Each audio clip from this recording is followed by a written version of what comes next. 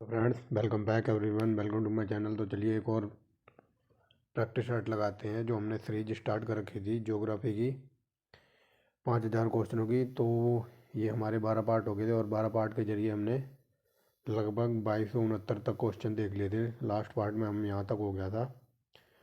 तो एकदम हम सीक्वेंस में चल रहे हैं और आज हम देखेंगे जो पृथ्वी है तो उसके ऊपर जो देशांतर रेखाएँ, अक्षांश रेखाएँ होती हैं उनको डिफरेंस, और इंग्लिश में इनको कहते हैं द लैटिट्यूड एंड लॉन्गिट्यूड। तो चलिए without wasting the time let's back down our video. और पहला क्वेश्चन देखिए डिफरेंस इस ये जो टॉपिक है मतलब अक्षांश और देशांतर रेखाओं वाला, ये बहुत ही हार्ड लेवल का होता है और यहाँ से एकदम डीप लेवल में क्वेश्चन पूछे जाते हैं। तो कई बार ऐसे एंगल निकालने के लिए पूछ लेगा, यानी कितने डिग्री पर है या फिर कौन से देशांतर पर है। तो ये मैं किसी दिन आपको, ये इनका एक फार्मूला होता है वो मैं किसी दिन आपको बाद में बताऊँगा जब मैं एकदम सीक्वेंस में वीडियो कराऊंगा डिफरेंस। तो अभी सिर्फ हम प्रैक्टिस लगा रहे हैं। तो यहाँ पर सिर्फ आप देख लेना कि कौन से देशांतर पर कौन सा देश है या फिर कौन से देश में कौन सा देशांतर रेखा स्थित है डिफरेंस। ये जो एंगल वाले क्वेश्चन होते हैं इनको मैं किसी दिन, इनका फार्मूला वगैरह होता है तो कैसे क्या निकलता है ये मैं बाद में कराऊंगा। तो अभी देखिए पहला क्वेश्चन क्या कहता है। ये डेटम को याद रखना, ये very very most important line है। तो देखिए डेटम क्या है, तो एक क्षैतिज रेखा है जिसके द्वारा ऊंचाई और गहराई नापी जाती है या फिर ऊंचाई और गहराई की पैमाइश की जाती है। वेरी वेरी मोस्ट इंपॉर्टेंट है, याद रखना फ्रेंड्स। और कई जगह ये आपको लिखा मिलेगा कि एक क्षैतिज रेखा है जिसमें समुद्र की ऊंचाई और गहराई वगैरह नापते हैं, तो ऑप्शन नंबर हो जाएगा यहाँ पर बी। और समुद्र की गहराई नापने के लिए फेथोमीटर का उपयोग किया जाता है। आगे चलिए, निम्नलिखित कथनों पर विचार कीजिए, यहाँ पर बताना कौन सा कथन सही है। तो देखिए यहाँ पर बताना कौन सा कथन सही है। तो देखिए पहला क्वेश्चन क्या, पहला स्टेटमेंट कहता है पृथ्वी के अक्ष के उत्तरी सिरे को उत्तरी ध्रुव कहते हैं, तो ये सही है। मान लो ये पृथ्वी है, बी से ये 0 डिग्री लाइन, तो ये ऊपर जो फिर ये हो जाएगा ऊपर इस साइड उत्तरी ध्रुव और इस साइड होता है दक्षिणी ध्रुव। ठीक है ना, इधर होता है 23 डिग्री अक्षांश, फिर यहाँ पे 66 डिग्री अक्षांश। तो वही बात हो रही है। तो पहला तो सही है। आगे देखिए 45 डिग्री अक्षांश की लंबाई विषुवत रेखा की आधी होती है, तो ये बकवास लिखी हुई है, दूसरा गलत है फ्रेंड्स। आगे चलिए, पृथ्वी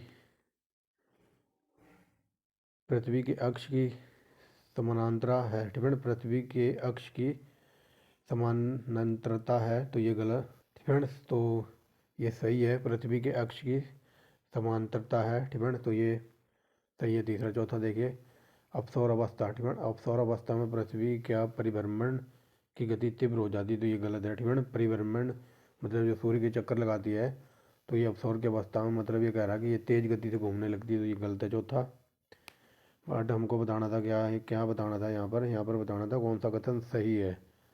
तो पहला तीसरा सही है, option number D friend, option number D. आगे देखिए, ये देख लीजिए ऑप्शन नंबर डी फ्रेंड्स। आगे चलिए, यहाँ कथन कारण वाला क्वेश्चन है। तो देखिए कथन कारण वाला क्या कहता है, कथन कह रहा है फ्रेंड, यहाँ से देखिए पृथ्वी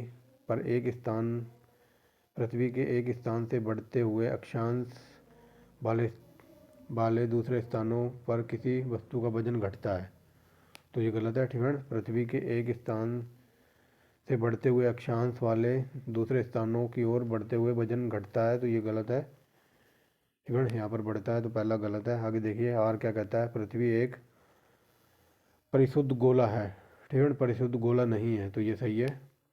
मतलब पृथ्वी एक परिशुद्ध गोला नहीं है, तो ये भी सही है फ्रेंड्स। तो ये देखिए ऑप्शन नंबर डी बता रहा है, ये A option number D A गलत है, आर सही है फ्रेंड्स, ऑप्शन नंबर डी। और ये आईएएस का पूछा हुआ है, याद रखना। यहाँ पर ये बता रहा है कि पृथ्वी के मतलब एक स्थान से दूसरे स्थान यानी कि ध्रुवों की तरफ जाओगे तो वहाँ पर वजन वगैरह घटेगा, तो ये उल्टा लिखा हुआ है फ्रेंड्स। आगे चलिए, निम्नलिखित कथनों पर विचार कीजिए, यहाँ पर बताना कौन सा कथन सही है। तो देखिए उच्चतम ठिगण, उच्चतम या फिर उच्चतर अक्षांशों की तुलना में निम्नतर अक्षांशों में जैव विविधता समानता अधिक होती है, ये सही है। वेरी वेरी मोस्ट इंपॉर्टेंट है ये लाइन। दूसरा देखिए क्या कहता है, पर्वतीय प्रवणताओं में उच्चतर उन्तासों या फिर उन्नासों की तुलना में निम्नतर उन्नासों में जैव विविधता अधिकतम होती है, तो ये दोनों सही हैं। Option number C friends. और ये आईएएस का पूछा हुआ है, देख लीजिए 2011 का ही है। नेक्स्ट देखिए, एक स्थान जो सही अक्षांशीय स्थिति पर स्थित हो सकता है। तो इनमें मतलब मैप देख के बताना था कि इनमें से कौन सा स्थान मतलब अपनी सही सही दूरी पर है, सही अक्षांश स्थिति पर स्थित है। तो ये हो जाएगा option number C friends, 45 degree दक्षिणी। ये मैप का क्वेश्चन होगा। आगे चलिए, मैं ऐसे क्वेश्चनों की बात कर रहा हूँ कि मैं आपको अभी एक बार ये प्रैक्टिस सेट कंप्लीट हो जाए, ऐसे क्वेश्चन मैं आपको कराऊंगा। इनके लिए बहुत फार्मूले वगैरह पढ़ने पड़ते हैं, ठीक है। नेक्स्ट देखिए, पृथ्वी पर मरुभूमि, ठीक है। मरुभूमि यानी कि रेगिस्तान होने की संभावना कहाँ पर होती है? तो पृथ्वी पर रेगिस्तान होने की संभावना I think option number A, ठीक है। I think option number A है।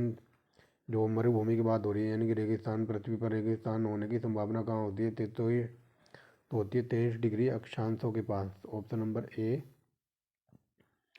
ये देखिए ऑप्शन नंबर ए ही है, ठीक है। आगे चलिए, निम्न अक्षांशों, ठीक है, निम्न अक्षांशों में से किसे आप हॉर्स अक्षांश से संबंधित करेंगे? तो हॉर्स अक्षांश से 30 डिग्री को संबंधित किया जाएगा, ठीक है।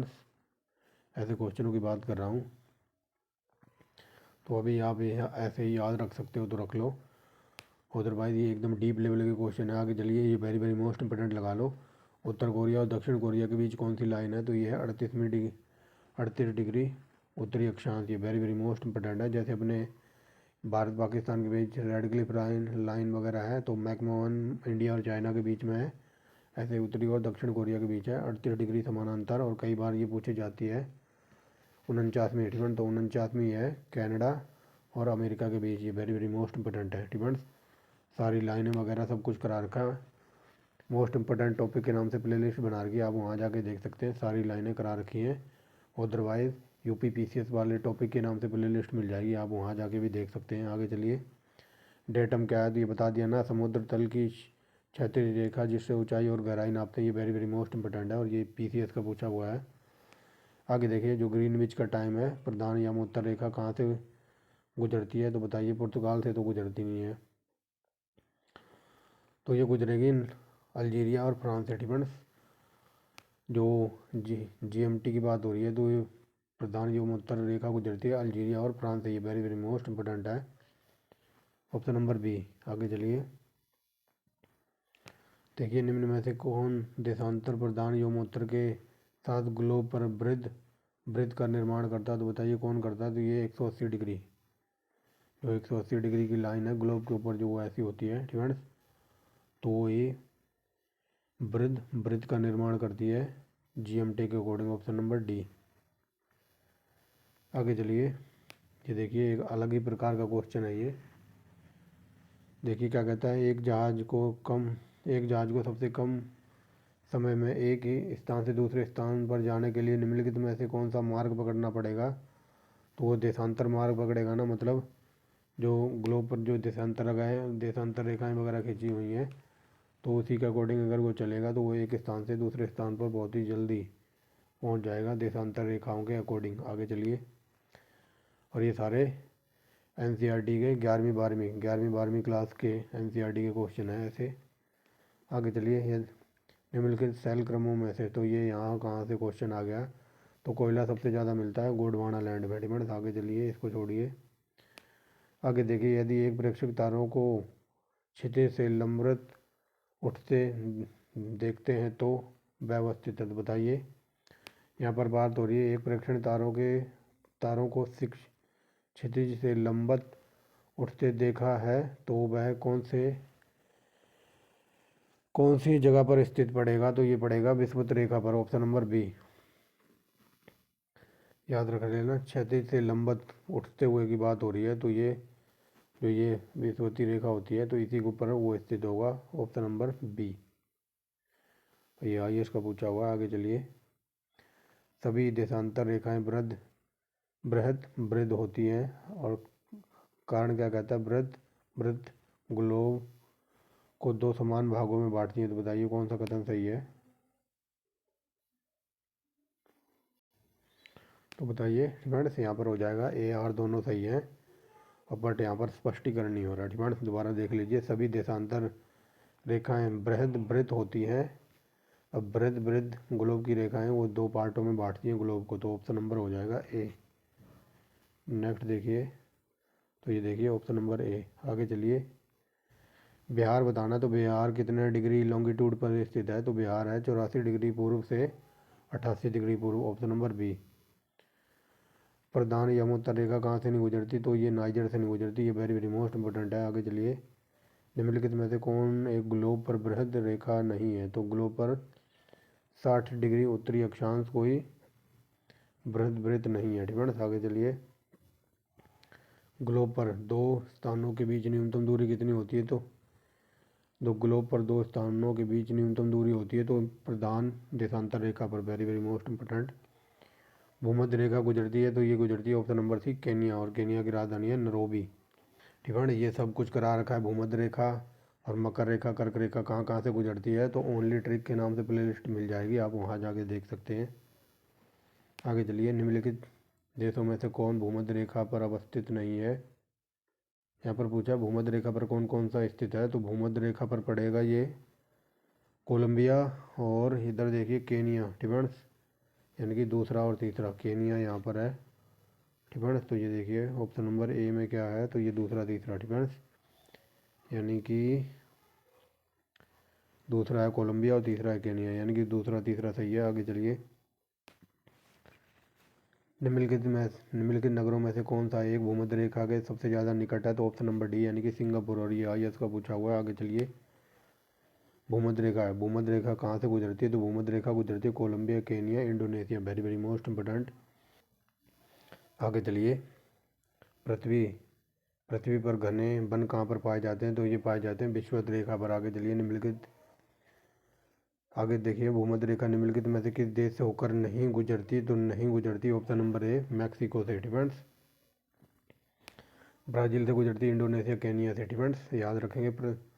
प्रधान यामोत्तर तथा विषुवतीय रेखा का प्रतिच्छेदन, यानी कि जो GMT की लाइन है, तो वो विषुवत रेखा को कहाँ पर काटती है? तो वो काटती है आई थिंक आंध्र अंध महासागर में, यानी कि ऑप्शन नंबर बी। ठीक है, जो GMT की लाइन है और वो विषुवत रेखा को कहाँ पर काटती है? तो अंध महासागर, यानी कि ऑप्शन नंबर बी। ये देखिए, ये ऑप्शन नंबर बी ही है। ठीक है,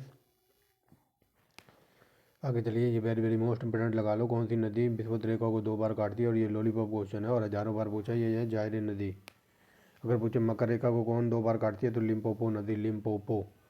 बट यहाँ पर पूछा है विषुवत रेखा को कौन काटती है? तो जायरे नदी। ये दोनों की दोनों नदियाँ अफ्रीका की भूमध्य रेखा गुजरती है। तो बता दिया कहाँ से भूमध्य रेखा कहाँ से गुजरती है, तो ये हो जाएगा कीनिया से होकर। डिफेंस से याद होना चाहिए, क्योंकि UPPCS UPSC खासकर डिफेंस इन दोनों पेपरों में, मतलब UPSC में और UPPCS में रेखाओं पर क्वेश्चन बनता है। और ख़ासकर भूमध्य रेखा, मकर रेखा और विषुवत रेखा पर जौन जौन से देश स्थित हैं या फिर किन देशों से होकर ये लाइनें गुजरती हैं, तो ये आपको याद होना चाहिए, टिप ऑफ द टंग। यहाँ पर पूछा भूमध्य रेखा पर कौन सा देश स्थित है या फिर कहाँ से गुजरती है, तो ऑप्शन नंबर ए, कीनिया। कर्क रेखा नहीं गुजरती, तो ऑप्शन नंबर सी, ईरान से नहीं गुजरती। कर्क रेखा भारत से गुजरती है, मैक्सिको से, मिदा से गुजरती है, लेकिन ईरान से नहीं गुजरती। अब कुछ लोग कहेंगे ये मिदा कौन सा देश है? तो ये मिस्र, सुना होगा ना, मिस्र की राजधानी है काहिरा, जिसको कहते हैं नील नदी का वरदान। तो ये मिस्र का पुराना नाम है मिदा। आगे चलिए, उत्तरी गोलार्ध में कर्क संक्रांति के समय 12 घंटे का दिन कहाँ पर होगा? तो ये होगा ऑप्शन नंबर डी, विषुवत रेखा पर, वेरी वेरी मोस्ट इंपोर्टेंट। आगे देखिए, यहाँ पर बताना कौन सा सही नहीं है। तो चलिए देखिए, क्या कहता है, अधिकतम तापमान की मेखला विषुवत रेखा के सहारे पाई जाती है, तो ये गलत है। ठीक है, यहाँ पर बताना था ना कौन सा गलत है, तो अधिकतम तापमान की मेखला विषुवत रेखा के सहारे पाई जाती है, तो यही गलत है, विषुवत रेखा के सहारे नहीं पाई जाती। डिफेंस, आगे चलिए, बाकी जलवाष्प निचले वायुमंडल की अति पर्वतीय गैस है, ये भी सही है। शीत शीत कटिबंध उभय गोलार्ध विषुवतीय व्रत और ध्रुवीय बीज के अवस्थित होता है, तो ये भी सही है। आगे देखिए, डिफेंस, कर्क रेखा निम्नलिखित भारतीय राज्यों में से होकर कहाँ से गुजरती है? उत्तर प्रदेश से नहीं गुजरती। इसको याद रख लेना, खासकर उत्तर प्रदेश और बिहार को रख के यहाँ से कंफ्यूज करा देता है। तो यह पूछा कर्क रेखा कहाँ से गुजरती, तो उत्तर प्रदेश से गुजरती नहीं है। ठीक है, उत्तर प्रदेश है तीसरे में, और देखिए तीसरा यहाँ है, यहाँ है, और पहले में तीसरा है, तो ये तीनों तो होंगे नहीं। ऑप्शन नंबर बी अपना आंसर है। ठीक है, इन सब की ट्रिक ही लगा रखी है, आप वहाँ जाके ट्रिक से देख सकते हैं डाटा। आगे देखिए, विषुवत रेखा पर दिन सदैव 12 घंटे का होता है। और दूसरा देखिए क्या कहता है, विषुवत रेखा पर सूर्य की किरणें आपात कोण समान होती हैं। ये वेरी वेरी मोस्ट इंपॉर्टेंट है, दोनों के दोनों सही है, और यहाँ पर व्याख्या भी हो रही है। विषुवत रेखा पर 12 घंटे का दिन या फिर रात होती है, और विषुवत रेखा पर सूर्य की किरणें एकदम स्ट्रेट वे में पड़ती हैं, सीधी। मकर रेखा नहीं गुजरती, तो मकर रेखा बोलीविया से नहीं गुजरती। आगे चलिए, ये देखिए ऐसे क्वेश्चन एकदम डीप लेवल के हैं, और इनको निकालने के लिए एक फार्मूला होता है, वो किसी दिन और बताऊंगा। ठीक है, जब मैं एकदम डीप लेवल में वीडियो कराऊंगा। तो यहाँ देखिए, निम्नलिखित आकृति में दिए गए भूगोलीय विवरणों का विचार कीजिए। यानी कि 91 डिग्री नॉर्दर्न लैटिट्यूड से 50 degree northern latitude, 5 degree east latitude से 6 डिग्री पश्चिमी लैटिट्यूड। तो यहाँ पर बताना ये ए किसको बता रहा है। ठीक है, तो यहाँ पर बताना ये ए नाम की जो आकृति है, तो ये कहाँ पर होगी, तो ऑप्शन नंबर सी, ये यूरोप के महाद्वीप को इंडिकेट करता है। यूरोप के महाद्वीप, ठीक है, से याद रखेंगे। बिंदु ओए किस महाद्वीप में स्थित देश को व्यक्त कर रहा है, तो ये जो लोकेशन वगैरह है ये यूरोप महाद्वीप की है। लेकिन जब भी बात आए यूरोप की या फिर इंग्लैंड की, तो मान लो ये अपना देश है, तो अपने देश के, एक सेकंड रुको, मान लो ये अपना देश है, ये नक्शा है, तो अब यूरोप वगैरह इधर पड़ता है ना, यूरोप या फिर इंग्लैंड कह लो, तो हमारे पश्चिम दिशा में पड़ता है। ठीक है, ये इंग्लैंड या फिर यूरोप कह लो, ये हमारे देश से पश्चिम में पड़ता है, और कई बार यहाँ से कंफ्यूज करा देता है। ठीक है, ये इंडिया, तो इंडिया के इधर पश्चिम में पड़ता है यूरोप या फिर इंग्लैंड। अब मान लो यहाँ इंग्लैंड है, ये मान लो इंग्लैंड है, तो इंग्लैंड वालों के लिए हम हैं पूर्व दिशा में। मतलब इंग्लैंड से भारत की जो कंडीशन है या फिर भारत की स्थिति है पूर्व में, और ये इंग्लैंड है, तो इंग्लैंड वालों का पूर्व तो इधर होगा अपने इंडिया की तरफ, और पश्चिम होगा इधर। समझ जाना, यहाँ से कंफ्यूज करा देता है। इंग्लैंड वालों के लिए हम पूर्व दिशा में हैं, और हमारे लिए इंग्लैंड है पश्चिम दिशा में, ऐसे याद रखना। आगे चलिए, यहाँ पर बताना है मकर रेखा गुजरती है, तो मकर रेखा कहाँ कहाँ से गुजरती है बताइए। तो मकर रेखा ब्राज़ील से तो आई थिंक नहीं गुजरती है, तो देखते हैं, एक मिनट रुको। ये ऑस्ट्रेलिया से गुजरती है, नामीबिया, चिली और ब्राज़ील, यानी कि ये चारों जगह से गुजरती है। और ये देखिए चारों यहाँ पर दिए हुए हैं, ऑप्शन नंबर डी में। ठीक है, याद आ गया मुझे, ये सब मैंने पढ़ाया हुआ है आपको पहले ही। आगे चलिए, निम्नलिखित में से कौन सा राज्य कर्क रेखा के उत्तर में स्थित है, तो यह है मणिपुर। ये वेरी वेरी मोस्ट इंपॉर्टेंट है, और एक ऐसे क्वेश्चन पूछा जाता है, निम्नलिखित में से कौन सा राज्य या फिर कौन सा स्थान कर्क रेखा के निकटतम दूरी पर स्थित है, तो यह है गुजरात का Gandhinagar. Very very most important है ये। आगे चलिए, 30 डिफरेंस 30 डिग्री किस देशांतर पर बजेंगे। एक सेकंड रुको, यहाँ पर आई थिंक ये पूछ रहा है कि 9:30, ठीक है, 9:30 किस देशांतर डिग्री पर बजेंगे, तो ये बजेंगे 0 पूर्वी या पश्चिम पर। ठीक है, तो यहाँ पर ये है 2309 नंबर क्वेश्चन, और इस मैं 9 को समझ रहा हूँ 9:30। ठीक है, तो ये 9:30 नहीं है, ये है 30। ठीक है, 30 किस देशांतर अंश पर बजेंगे, तो ये 0 डिग्री पूर्वी या फिर पश्चिमी देशांतर पर बजेंगे 30। ठीक है, और ये IAS का पूछा हुआ है। ऐसे क्वेश्चन IAS में देख के दिमाग ख़राब हो जाता है कि ये क्वेश्चन आ कहाँ से गया। आगे देखिए, जब, ठीक है, ऐसे क्वेश्चनों को मैंने बता दिया है कि किसी दिन स्पेशल इसी के ऊपर वीडियो बनाऊंगा कि किस वजह से ऐसा होता है। आगे चलिए, जब 82.5 डिग्री पूर्वी देशांतर पर मध्याह्न हो तब, इसको छोड़ दीजिए। ठीक है, इसके ऑप्शन टाइप नहीं है। 11वां क्वेश्चन देखिए यहाँ से। ठीक है, जब ग्रीनविच में मध्याह्न है तब एक जगह स्थानीय समय 5 बजे हैं, निम्नलिखित में से कौन सा यमोत्तर पर उपयुक्त जगह अवस्थित है। मान लो GMT, ठीक है ना, GMT जो ग्रीनविच है तो वहाँ पर स्थानीय समय के 5 बजे हैं, ठीक है ना, साय के 5 बजे हैं, यानी कि शाम के 5 बजे हैं। और वो पूछा जा रहा है वो स्थान कहाँ पर होगा, तो वो स्थान होगा ग्रीनविच से 75 डिग्री पूर्व में स्थित, ठीक है। मान लो यहाँ पर शाम के 5 बजे है ना, और मान लो यहाँ पर इंग्लैंड है, ठीक है, तो अपने इधर पूर्व की बात कर रहा है, तो अपने इस साइड एरिया वाली बात कर रहा है, क्योंकि इंग्लैंड के पूर्व में इधर पड़ता है, ठीक है। और इधर पूर्व में कोई भी हो सकता है, अपना इंडिया हो सकता है, पाकिस्तान हो सकता है, ईरान वगैरह हो सकते हैं, ठीक है। तो वही बात हो रही है कि GMT के मध्याह्न में एक जगह पर 5 बजे हैं, तो वह स्थान बताना कहाँ पर है, तो ये वह स्थान होगा इंग्लैंड से 75 डिग्री पूर्व में स्थित। आगे चलिए, यहाँ देखिए ग्रीनविच की देशांतर रेखा पूर्व या पश्चिम में स्थित होने के आधार पर निम्नलिखित में देशों में का मानक समय ग्रीनविच समय के मध्य से या तो आगे हो या पीछे हो। तो बताइए कौन सा देश है जिसका टाइम ग्रीनविच से या तो आगे हो सकता है इनमें से, या फिर इनसे पीछे हो सकता है। ठीक फ्रेंड्स, तो बताना है यहाँ पर निम्नलिखित में से जो ग्रीनविच का समय है या तो आगे हो सकता है या पीछे। ग्रीनविच मध्य के समय आगे पीछे को क्रम में, ठीक है, इनको सही क्रम में सजाना है। तो चलिए देख लेते हैं, ठीक है। सबसे सबसे आगे, ठीक है, तो सबसे आगे तो होगा जापान का मेरे अकॉर्डिंग, ठीक है, क्योंकि जापान सबसे इधर पड़ता है अपने देश से भी इधर चाइना की तरफ। तो देखिए पहले आएगा जापान, और फिर जापान के बाद आएगा इराक 3, फिर आएगा यानी कि यूनान, यानी कि 2 होना चाहिए, फिर आने की क्यूबा यानी कि 1, और फिर ये कोस्टरिका यानी कि 4। 53,214, ठीक है, 53,214 देखना है ऑप्शन में। 53,214 देखिए ऑप्शन नंबर यहाँ पर दिखा रहा है, ऑप्शन नंबर बी में, ठीक है, और ये IS का पूछा हुआ है। आगे चलिए, निम्नलिखित में से किस देश से मकर रेखा गुजरती है, तो मकर रेखा गुजरेगी Botswana, very very most important.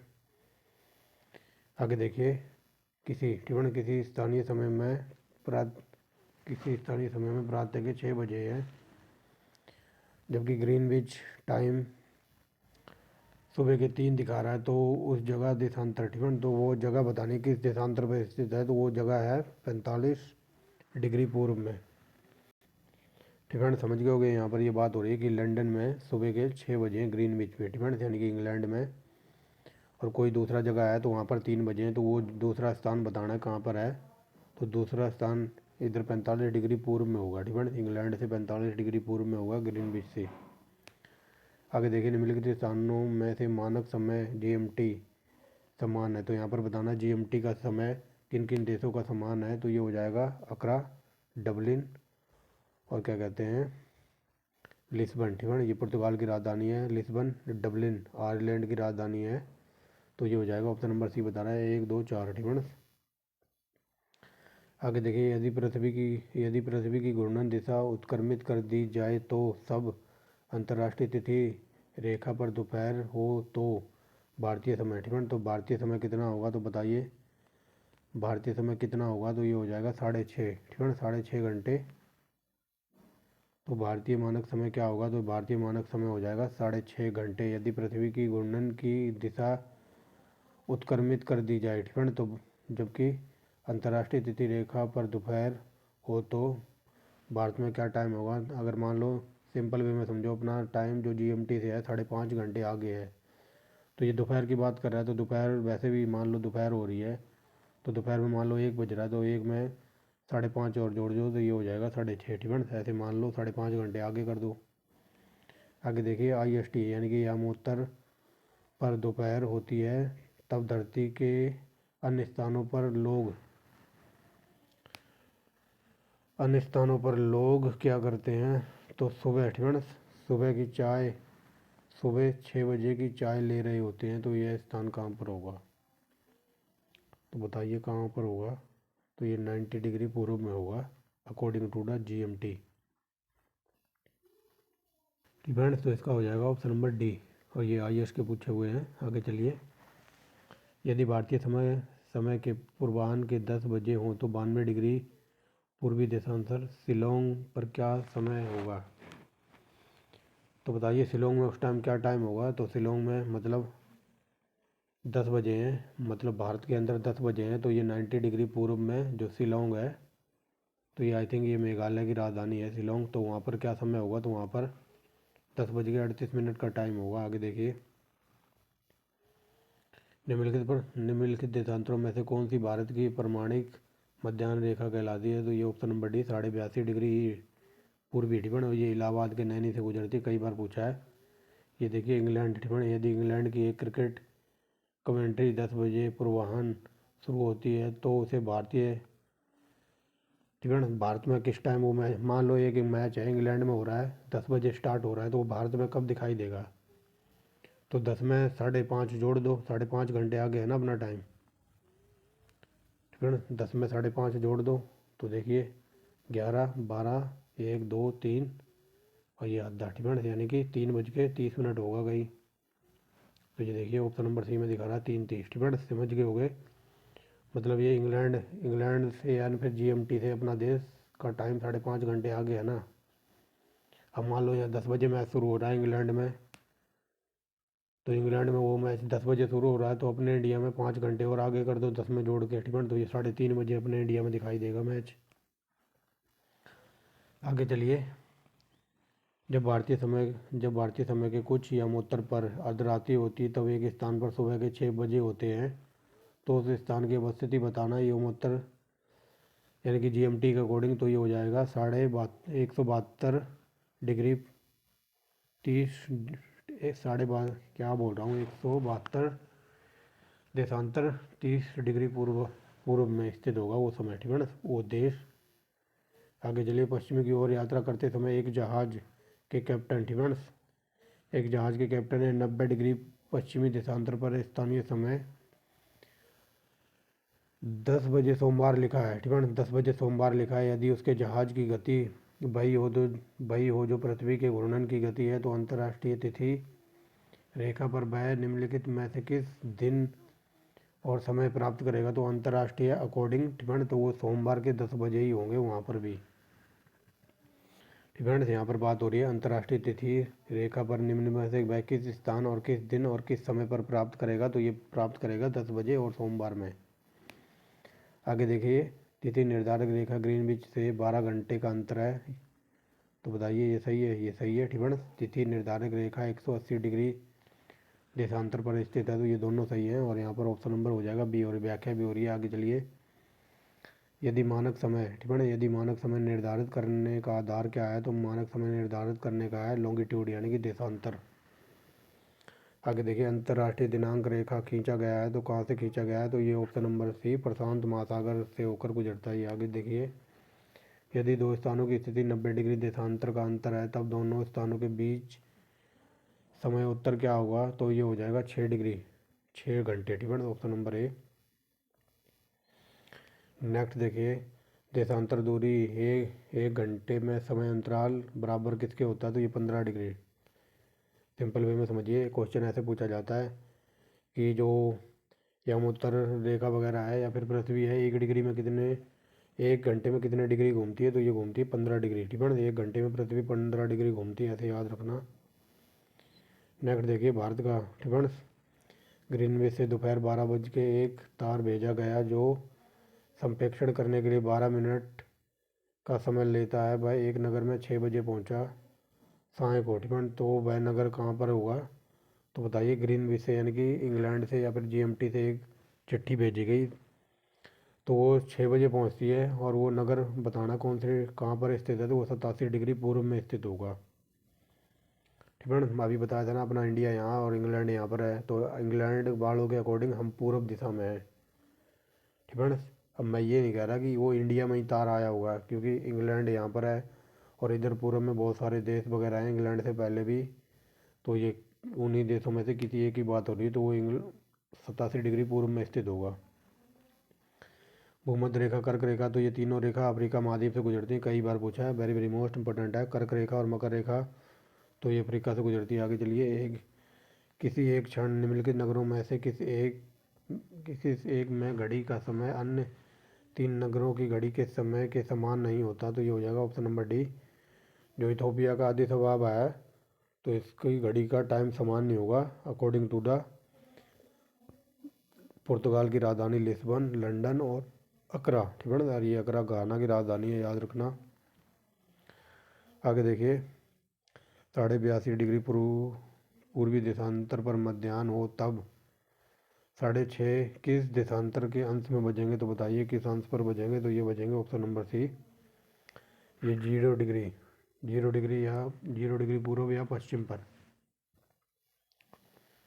ठीक है ना। समझ गए होगे, नहीं समझ रहे होगे मुझे पता, आपके सर के ऊपर से जा रहा है, बट कोई बात नहीं, जाने दो। अभी जो हमारे मोस्ट इंपॉर्टेंट क्वेश्चन है वो तो मैं बता ही रहा हूँ, क्योंकि ऐसे क्वेश्चन एकदम डीप लेवल में पूछे जाते हैं जिनको मैं बहुत जल्दी आपको कराऊंगा। तो देखिए अपना टाइम जो जीएमटी का टाइम है अपने देश के टाइम से 5.5 घंटे पीछे कह लो, या फिर अपने देश का टाइम जीएमटी से 5.5 घंटे आगे, तो ऑप्शन नंबर सी।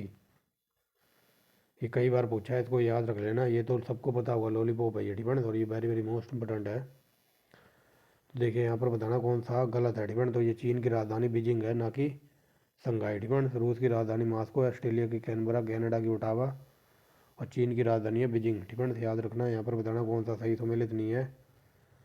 तो देखिए आइसोहाइड्स ये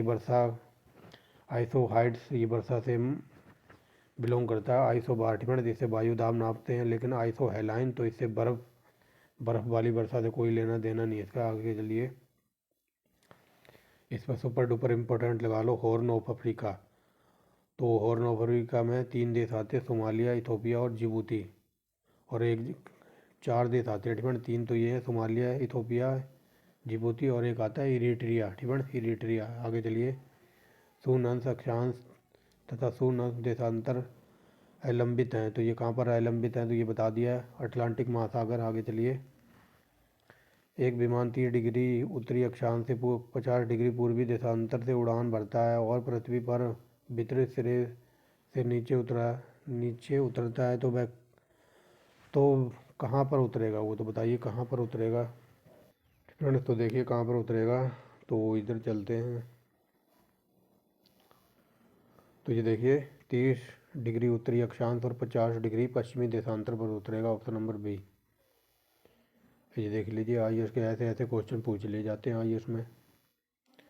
आगे चलिए बर्फ भर दिन रात कहाँ पर बराबर होंगे, तो दिन रात बराबर होते हैं भूमध्य रेखा पर, ऑप्शन नंबर सी, बर्फ भर, ठीक है ना। आगे चलिए पृथ्वी पर सबसे उच्चतम तापमान, ठीक है ना, पृथ्वी पर सबसे ज़्यादा तापमान रिकॉर्ड किया गया, ऑप्शन नंबर सी, 20 डिग्री उत्तरी अक्षांश पर, ठीक है ना। 20 डिग्री उत्तरी अक्षांश पर सबसे ज़्यादा तापमान रिकॉर्ड किया गया। अगर देश का नाम पूछ ले कि सबसे ज़्यादा तापमान 58 डिग्री कहाँ पर रिकॉर्ड किया गया है, तो ये अफ्रीका में एक देश पड़ता है अल्जीरिया, ठीक है ना। अल्जीरिया में 58 डिग्री टेम्परेचर रिकॉर्ड किया गया है। आगे चलिए आगे देखिए क्या कहता है। अब देखिए निम्नलिखित में से कौन सा देश आर्कटिक वृत्त के दक्षिण में पाया जाता है, तो आर्कटिक वृत्त के दक्षिण में है आइसलैंड, ऑप्शन नंबर ए। आगे देखिए निम्नलिखित में से किस एक नगर में भूमध्य सागरीय जलवायु नहीं पाई जाती, तो भूमध्य सागरीय जलवायु अमेरिका से कोई लेना देना नहीं इसका, ऑप्शन नंबर डी। आगे देखिए जीएमटी, ठीक है, यानी कि प्रधान मध्यम रेखा और विषुवत रेखा एक दूसरे को किस बिंदु पर काटते हैं, तो बताइए वो बिंदु कहाँ पर अवस्थित है, तो वो है बिंदु बताइए, तो ये हो जाएगा उत्तरी अटलांटिक महासागर में, ठीक है ना। तो वो बिंदु स्थित है उत्तरी अटलांटिक महासागर में, जहाँ पर विषुवत रेखा और मध्याह्न रेखा एक दूसरे को काटते हैं। ग्लोब पर उच्च वायु दाब की संख्या कितनी होती है, तो बताइए ग्लोब पर उच्च वायु दाब की कितनी मेखलाएं पाई जाती हैं, तो ये ऑप्शन नंबर है 4, ठीक है ना। वेरी वेरी मोस्ट इंपॉर्टेंट है ये। आगे देखिए ठीक है। अगर किसी क्षेत्र में लैंडसेट आंकड़ा आज मिलता है, ठीक है ना, यदि किसी क्षेत्र में लैंडसेट आंकड़ा आज मिलता है तो उसके पश्चिम में स्थित क्षेत्र का आंकड़ा कब मिलेगा, तो उसके पश्चिम में स्थित क्षेत्र का आंकड़ा उसी समय लेकिन कुछ देर बाद मिलेगा, ठीक है ना। Option number C. आगे चलिए तो भारत का टाइम 5.5 घंटे आगे ये बता दिया, और लॉलीपॉप है कई बार पूछा, और ये बाहर 82.5 डिग्री की लाइन ये गुजरती है इलाहाबाद के नैनी से, ठीक है। नैनी ऑप्शन में ना हो तो मिर्ज़ापुर जरूर मिलेगा। आगे देखिए उच्च आवाज़ देखने के लिए सही तरीका कौन सा है, तो ये है समोच्च रेखा, ठीक है। उच्चावच देखने का सही तरीका कौन सा है? तो समोच्च रेखाएं। आगे चलिए। बालेश बालेश रेखा निम्नलिखित में से किनके बीच वनस्पति जगत और प्राणी जगत को सुस्पष्ट या पृथक करती है? तो ये हो जाएगा ऑप्शन नंबर डी। दक्षिण पूर्व एशिया को ऑस्ट्रेलिया से अलग करती है कौन सी रेखा? तो ये है बालेश रेखा। ठीक है। आगे चलिए। निम्नलिखित देशों में से किस एक में बैरल पर्वत श्रृंखला अवस्थित है? तो बैरल पर्वत श्रृंखला ये पाई जाती है, तो ये हो जाएगा option number D, Bharat. Friends, ये हो जाएगा ऑप्शन नंबर डी, भारत। इसको छोड़िए, यहाँ पर आइए। यहाँ पर बताना निम्नलिखित में से कौन गतिज है? तो बताइए। ऑप्शन नंबर ए हो जाएगा उपोष्ण कटिबंधीय उच्च दाब पेटी, ये गतिज है। फ्रेंड्स, आगे देखिए। वह एकमात्र महाद्वीप जिससे तीनों रेखाएं गुजरती है, तो option number C, Africa. Friends, very very most important है। आगे देखिए। अंतर्राष्ट्रीय दिनांक रेखा के बारे में निम्नलिखित में से कौन सा कथन सही नहीं है? तो बताइए कौन सा कथन सही नहीं है। तो चलिए, जो सा सही नहीं है उसी पर चलते। तो ऑप्शन नंबर सी देखिए। अंतर्राष्ट्रीय दिनांक रेखा के दोनों ओर एक एक दिन तक का समयांतर पृथ्वी के अनंत अक्ष के कारण होता है। तो ये very very most important line है और ये है गलत। फ्रेंड्स, आगे देखिए। 1 डिग्री देशांतर। फ्रेंड्स, 1 डिग्री देशांतर में कितना डिस्टेंस पाया जाता है? ये पाया जाता है 111, यानी कि 111 किलोमीटर। और ये देखिए, ये यूपीएससी का पूछा हुआ है। आगे चलिए। 35 डिग्री दक्षिण और 80 डिग्री पश्चिम में स्थित एक स्थान को प्रति व्यंग्यात स्थिति क्या होगी? तो एक उस स्थान की स्थिति होगी 55 डिग्री उत्तर और 80 डिग्री पूर्व। ठीक है। आगे चलिए। पृथ्वी की कुल भूमिगत क्षेत्र की अपनी अपनी प्रतिशतता अवरोही क्रम में। ठीक है। महाद्वीपों के अकॉर्डिंग इनको सही क्रम में सजाना। तो चलिए देखिए। ये हो जाएगा पहले अफ्रीका, फिर उत्तरी अमेरिका, फिर दक्षिण अमेरिका, फिर यूरोप। समझ नहीं आया? अभी समझ में आऊँगा। ये क्वेश्चन ऐसे पूछ रहा है कि पृथ्वी की जो भूमि है ना, सबसे ज़्यादा भूमि पृथ्वी की सबसे ज़्यादा भूमि किस देश में है, फिर उससे कम किस देश में, उससे कम किस देश में है। तो देखिए, यहाँ पर बात हो रही है अपनी अपनी प्रतिशतता को आरोही क्रम में सजाना है भूमि क्षेत्र के अकॉर्डिंग। तो पृथ्वी की सबसे जो कुल भूमि सबसे ज़्यादा देश में है, तो सबसे ज़्यादा कुल भूमि अफ्रीका में, उसके बाद अमेरिका में, फिर दक्षिण अमेरिका, फिर यूरोप। Option number A. ये परसेंटेज की बात हो रही थी। आगे चलिए। यहाँ पर निम्न कथनों पर विचार कीजिए। यहाँ पर बताना कौन सा कथन सही है। तो देखिए। दक्षिणी गोलार्ध की तुलना में उत्तरी गोलार्ध में भूपृष्ठ जल तापमान ज़्यादा, ये सही है। समताप रेखाएं दक्षिणी गोलार्ध में नियत नहीं है और अक्षांश का निरूपण नहीं करती, लेकिन उत्तरी गोलार्ध में ये नियमित हैं और अक्षांश का अनुसरण करती है। तो ये पढ़ के दोनों सही लग रहे हैं। ऑप्शन नंबर, एक सेकंड रुको। ठीक है। यहाँ पर बता रहा है बी, और बी में है ए। ठीक है। ऑप्शन नंबर ए सही है। यहाँ पर देखिए क्या गलती कर दी। तो देखिए, समताप रेखा दक्षिणी गोलार्ध में नियत नहीं है। ठीक है। तो नियत है, ये पहला ही गलत है, पहली लाइन। ठीक है। जो समताप रेखा है दक्षिणी गोलार्ध में, ये नियत हैं। ठीक है। तो पहला सही है, दूसरा गलत है। ठीक है। आगे देखिए। निम्नलिखित महादेशों में से किस एक में भूमध्य रेखा, कर्क रेखा, मकर रेखा? तो ये अफ्रीका से गुजरती है, कई बार बता दिया, और ये very very most important question है। आगे देखिए। शीतकालीन अन्यात के संबंध में कौन सा कथन सही है? तो चलिए देखिए। तो देखिए, 30 उत्तरी ध्रुव पर 24 घंटे अंधेरा छाया रहता है। तो ऑप्शन नंबर सी ये सही है। शीतकालीन के अकॉर्डिंग प्रदीप्ति। ठीक है। प्रदीप्ति का वृत्त पृथ्वी को कौन से दो गोलार्धों में विभाजित करता है? तो ये करता है दिन और रात में। ठीक है। आगे चलिए। निम्न में से सबसे छोटा महाद्वीप? तो ये लॉलीपॉप है, ये ऑस्ट्रेलिया। ठीक है। आगे चलिए। इनको क्षेत्रफल के अकॉर्डिंग सही क्रम में लगाना। तो देखिए, क्षेत्रफल सबसे ज़्यादा कहाँ पर है? तो बता दिया अफ्रीका में है, उसके बाद फिर आएगा दक्षिण अमेरिका, फिर यूरोप, फिर आएगा ऑस्ट्रेलिया, फिर यूरोप। ठीक है। तो देखिए, 3 पहले अफ्रीका, फिर दक्षिण अमेरिका यानी कि 4, फिर आएगा ऑस्ट्रेलिया, क्या बोल रहा हूँ, फिर ये आएगा यूरोप, और फिर ऑस्ट्रेलिया। ठीक है। ऑस्ट्रेलिया सबसे छोटा महाद्वीप है, तो आप ऐसे भी लगा सकते हो। ठीक है। अफ्रीका, फिर दक्षिण अमेरिका, फिर यूरोप, और सबसे छोटा ऑस्ट्रेलिया। तो ऑप्शन नंबर डी। आगे चलिए। संयुक्त राष्ट्र आवास संयुक्त राष्ट्र आवास वैश्विक मानव बस्ती रिपोर्ट 2009 के अनुसार विगत 3 दशकों में निम्नलिखित सिंपल वे में समझिए। ठीक है।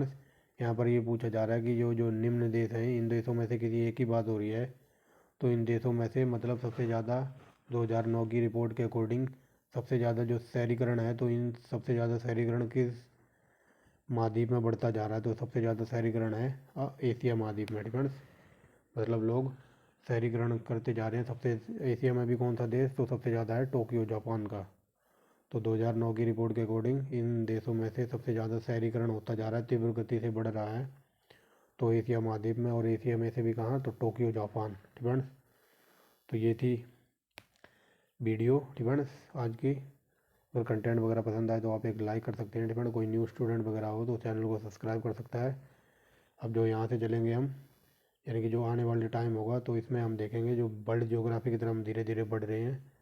और वर्ल्ड ज्योग्राफी में भी क्या देखेंगे, जो ये पॉलिटिकल बाउंड्रीज वगैरह हैं, कौन से देश में कौन सी रेखा वगैरह है। तो मिलते हैं नेक्स्ट वीडियो में एक नए टॉपिक के साथ।